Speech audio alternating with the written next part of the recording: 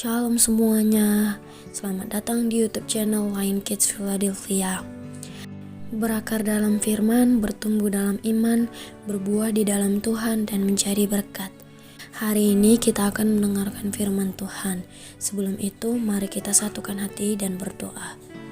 Tuhan, kami sangat bersyukur kepadamu untuk segala hal yang kami alami dalam hidup kami. Berkat, kesehatan, sukacita, segalanya telah Kau berikan kepada kami. Tuhan, hari ini kami sangat rindu untuk mendengar firman-Mu. Kiranya Engkau hadir dan memberikan kami hikmat juga kebijaksanaan, agar firman yang kami dengar boleh berakar, bertumbuh, dan juga berbuah. Terima kasih ya Tuhan, kami sudah berdoa. Amin. Hari ini firman yang akan kita dengar diambil dari Matius 21 ayat 1-46. Beginilah bunyi firman Tuhan. Yesus dielulukan di Yerusalem. Ketika Yesus dan murid-muridnya telah dekat Yerusalem dan tiba di Betfage yang terletak di Bukit Zaitun, Yesus menyuruh 2 orang muridnya dengan pesan, "Pergilah ke kampung yang di depanmu itu, dan di situ kamu akan segera menemukan seekor keledai betina tertambat, dan anaknya ada dekatnya. Lepaskanlah keledai itu dan bawalah keduanya kepadaku. Dan jikalau ada orang menegur kamu, katakanlah, Tuhan memerlukannya, ia akan segera mengembalikannya." Hal itu terjadi supaya genaplah firman yang disampaikan oleh Nabi.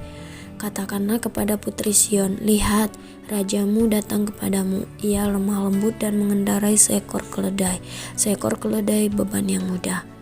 Maka pergilah murid-murid itu dan berbuat seperti yang ditugaskan Yesus kepada mereka. Mereka membawa keledai betina itu bersama anaknya, lalu mengalasinya dengan pakaian mereka, dan Yesus pun naik ke atasnya. Orang banyak yang sangat besar jumlahnya mengamparkan pakaiannya di jalan. Ada pula yang memotong ranting-ranting dari pohon-pohon dan menyebarkannya di jalan. Dan orang banyak yang berjalan di depan Yesus dan yang mengikutinya dari belakang berseru, katanya, "Hosana bagi anak Daud, diberkatilah dia yang datang dalam nama Tuhan. Hosana di tempat yang maha tinggi." Dan ketika ia masuk ke Yerusalem, gemparlah seluruh kota itu, dan orang berkata, "Siapakah orang ini?" Dan orang banyak itu menyahut, "Inilah Nabi Yesus dari Nazaret di Galilea." Yesus menyucikan bait Allah. Lalu Yesus masuk ke bait Allah dan mengusir semua orang yang berjual beli di halaman bait Allah. Ia membalikkan meja-meja penukar uang dan bangku-bangku pedagang merpati, dan berkata kepada mereka, "Ada tertulis, rumahku akan disebut rumah doa, tetapi kamu menjadikannya sarang penyamun." Maka datanglah orang-orang buta dan orang-orang timpang kepadanya dalam bait Allah itu, dan mereka disembuhkannya. Tetapi ketika imam-imam kepala dan ahli-ahli Taurat melihat mujizat-mujizat yang dibuatnya itu, dan anak-anak yang berseru dalam bait Allah, "Hosana bagi anak Daud," hati mereka sangat jengkel. Lalu mereka berkata kepadanya, "Engkau dengar apa yang dikatakan anak-anak ini?" Kata Yesus kepada mereka, "Aku dengar. Belum pernahkah kamu baca, dari mulut bayi-bayi dan anak-anak yang menyusuk, Engkau telah menyediakan puji-pujian?" Lalu ia meninggalkan mereka dan pergi keluar kota ke Betania dan bermalam di situ. Yesus mengutuk pohon ara. Pada pagi-pagi hari dalam perjalanannya kembali ke kota, Yesus merasa lapar. Dekat jalan ia melihat pohon ara lalu pergi ke situ, tetapi ia tidak mendapat apa-apa pada pohon itu selain daun-daun saja. Katanya kepada pohon itu, "Engkau tidak akan berbuah lagi selama-lamanya." Dan seketika itu juga keringlah pohon ara itu. Melihat kejadian itu, tercenganglah murid-muridnya lalu berkata, "Bagaimana mungkin pohon ara itu sekonyong-konyong menjadi kering?" Yesus menjawab mereka, "Aku berkata kepadamu, sesungguhnya jika kamu percaya dan tidak bimbang, kamu bukan saja akan dapat berbuat apa yang kuperbuat dengan pohon ara itu, tetapi juga jikalau kamu berkata kepada gunung ini, beranjaklah dan tercampaklah ke dalam laut, hal itu akan terjadi.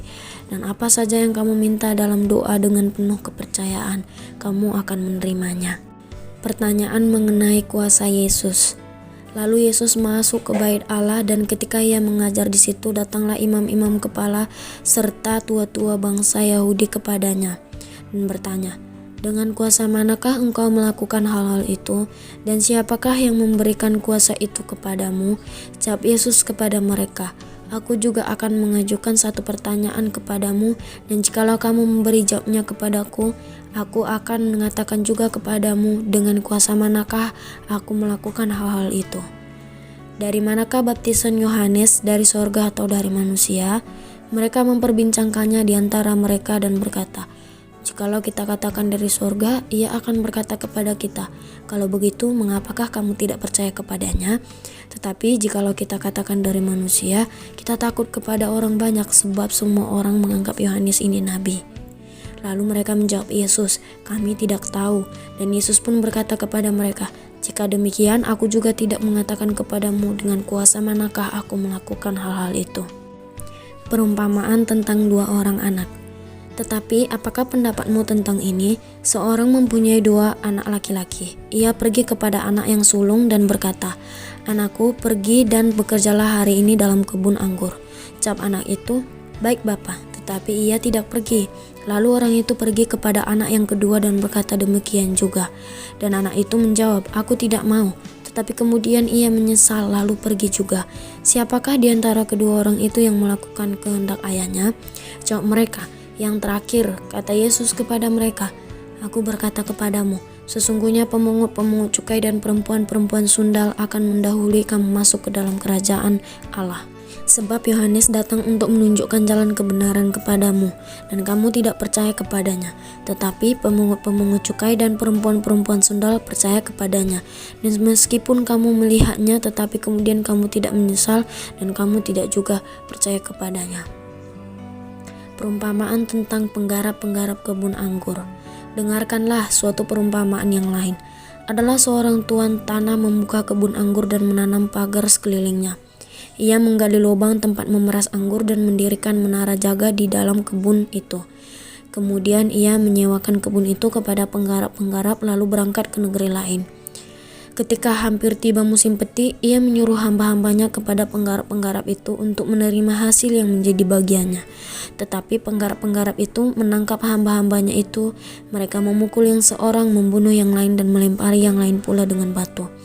Kemudian Tuhan itu menyuruh pula hamba-hamba yang lain, lebih banyak daripada yang semula, tetapi mereka pun diberlakukan sama seperti kawan-kawan mereka. Akhirnya ia menyuruh anaknya kepada mereka, katanya, anakku akan mereka segani.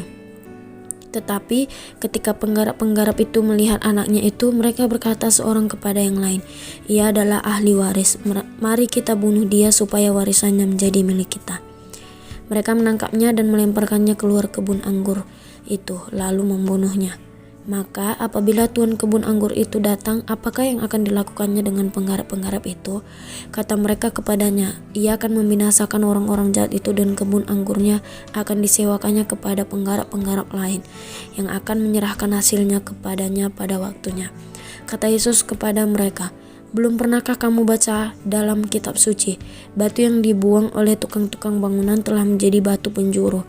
Hal itu terjadi dari pihak Tuhan, suatu perbuatan ajaib di mata kita. Sebab itu aku berkata kepadamu bahwa kerajaan Allah akan diambil daripadamu dan akan diberikan kepada suatu bangsa yang akan menghasilkan buah kerajaan itu. Dan barang siapa jatuh ke atas batu itu, ia akan hancur, dan barang siapa ditimpa batu itu, ia akan remuk. Ketika imam-imam kepala dan orang-orang Farisi mendengar perumpamaan Yesus, mereka mengerti bahwa mereka lah yang dimaksudkannya, dan mereka berusaha untuk menangkap dia. Tetapi mereka takut kepada orang banyak, karena orang banyak itu menganggap dia nabi. Amin. Kita sudah membaca dan mendengarkan firman Tuhan. Mari kita berdoa. Tutup matanya, lipat tangannya. Tuhan Yesus, terima kasih kami sudah mendengarkan dan membaca firman-Mu. Berkati setiap orang yang mendengarkan firman-Mu. Kiranya Tuhan menuntun setiap kehidupan mereka. Yang sakit mari Tuhan sembuhkan, dengan bilur-bilur Yesus mereka disembuhkan. Dan juga yang membutuhkan pertolongan Tuhan tolong. Kami juga berdoa buat bangsa dan negara kami. Biarlah Tuhan memberkati bangsa dan negara kami. Beri hikmat kepada pemimpin kami untuk memimpin bangsa ini Tuhan. Terima kasih, berkati seluruh anak-anak Tuhan, berkati anak-anak sekolah minggu yang mendengarkan pembacaan firman ini. Kiranya Tuhan menjaga dan melindungi mereka, menjauhkan kehidupan mereka dari segala sakit penyakit dan virus-virus yang sedang ada di tengah-tengah pandemi ini.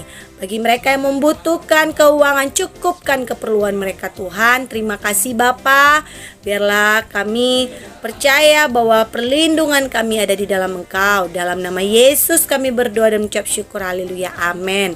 Bapa kami yang di sorga, dikuduskanlah namamu, datanglah kerajaanmu, jadilah kehendakmu di bumi seperti di sorga. Berikanlah kami pada hari ini makanan kami yang secukupnya, dan janganlah membawa kami ke dalam pencobaan, tetapi lepaskanlah kami daripada yang jahat, karena Engkaulah empunya kerajaan, kuasa, dan kemuliaan sampai selama-lamanya. Amin. Terima kasih Tuhan Yesus. Dalam nama Yesus, haleluya. Amin.